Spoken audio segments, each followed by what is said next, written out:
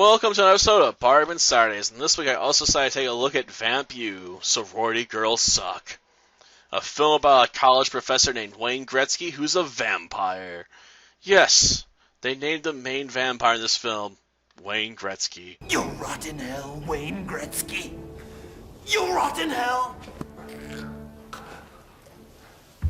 I'm already there. And apparently he suffers from vampire impotence. Just hasn't been able to get his fangs to extend out, in centuries because he accidentally killed the love of his life.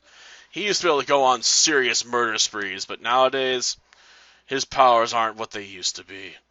Not after centuries of surviving on animal blood, because, he just can't vamp anymore. Of course, not until he meets the new girl, who looks just like the love of his life. Now his fangs are extended and powerful all over again, and he accidentally bites her and turns her into a super vampire. He's what they call a Nosferatu Paternic. What's that? It's Romanian for super vampire.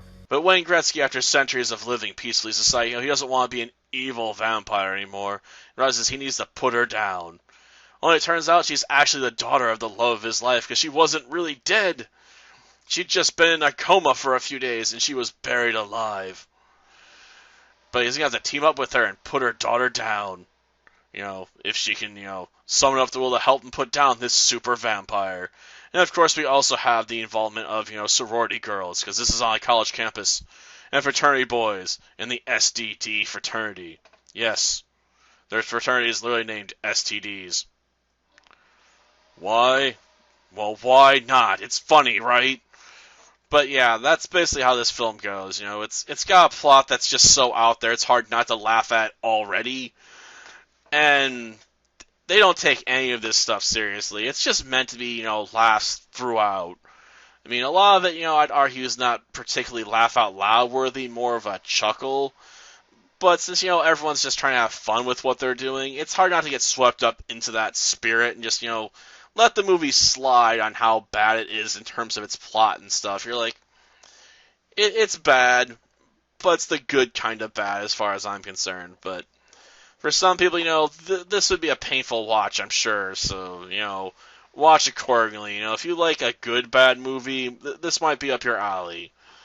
Otherwise, this is probably just worth skipping. And if you take vampire movies seriously, you're like, I can't stand comedic vampire movies, definitely don't watch this, because this is not a serious vampire movie at all.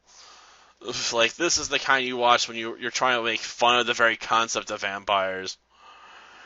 At least that's what it feels like to a certain extent. Considering, vampires don't even have to, bite you to turn you into a vampire in this film. They just have to drink a pint of your blood. Which is why, Wayne Gretzky, the college girl he turns, she's like, her evil plan is to raid the blood drive being held by the STD fraternity, and then just drinking a bunch of random people's blood to cause mass chaos. Which also ends up being sequel bait, because she's like, well, I knew you guys were going to show up and hunt the rest of the sorority, so I booked it early with the blood, so I could, turn a bunch of people and force you to have to figure out whose blood I did and didn't drink, and go kill them. Are we going to actually get a sequel? Probably not. I mean, maybe it happened, but I have my doubts. I mean, I know there's a Wolf Cop 2 out there, but I haven't seen it yet. Someday it might pop up in Dollar Tree, or I'll find it in a Goodwill somewhere. Someday, maybe, but I'm not going out of my way to buy it and spend good money on it. Because I imagine it just ain't worth it. Until next time, then. See ya. Come get some, bitches.